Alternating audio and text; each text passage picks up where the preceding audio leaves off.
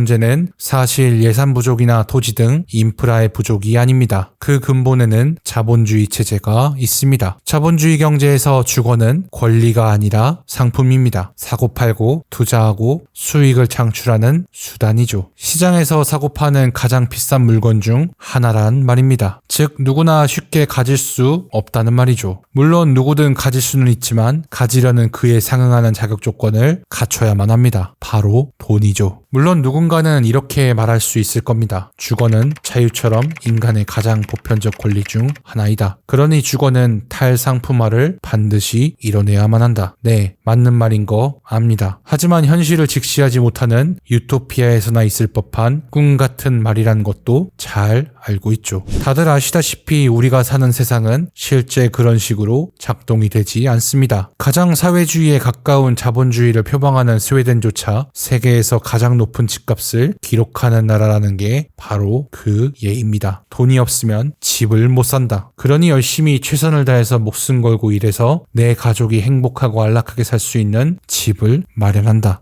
이게 실제 작동 방식이자 집을 가질 수 있는 최소한의 자격 조건입니다. 자본주의 국가에서는 말이죠. 그리고 이 작동 방식에 예외가 생긴다면 사람들은 다음과 같은 생각을 가질 수밖에 없습니다. 근데 저 노숙자는 뭔데 집을 무료로 받음? 나도 줘. 개인의 노력이 부족한 문제를 왜 사회 책임으로 가져오는 건데? 사회적 비용이 줄어드는 건 알겠어. 근데 난 너무 열받는다고. 신자유주의적 관점에선 아무리 하층민이라도 집을 받을 자격이 있어야 한다는 도덕적 조건부 인식이 강하게 발동됩니다. 말이 너무 어렵나요? 쉽게 말해 나는 못 빠지게 일해서 겨우 사는 집을 왜 쟤네는 그냥 주는 건데 이겁니다. 실제 최근 핀란드 내에서도 젊은 층을 중심으로 하우징 퍼스트 정책에 대한 비판의 목소리가 높아지고 있습니다. 핀란드도 높은 주택값 때문에 청년층의 대부분은 무리를 지어 쉐어하우스에서 지내거나 반강제적으로 부모님의 집에 얹혀 살고 있기 때문이죠. 또 어떤 학자들은 이야기합니다. 자본주의 사회에서는 노숙 문제를 완전히 해결하지 않는 편이 사실 더 이득이라고요. 집을 잃을까 두려워하는 사람은 싫은 일을 해도 버팁니다. 이 두려움이 노동자를 일하게 만드는 마법의 도구 중 하나라고 이야기합니다. 사람들은 퇴거를 피하기 위해 두세 개의 일자리를 갖는 한이 있어도 최선을 다해 일한다고 하죠. 이는 곧 자본주의의 성장을 의미하고요. 누군 뭐 이렇게 쎄 빠지게 일하고 싶어서 하나? 이런 상황에서 저 게으른 노숙자에게 집을 무료로 준다고? 사회적 비용이 더 발생하는 건 알겠어. 그래도 내 그 꼴은 도저히 못 보겠다. 이것이 절대 해결 불가능한 이념적 문제의 핵심입니다.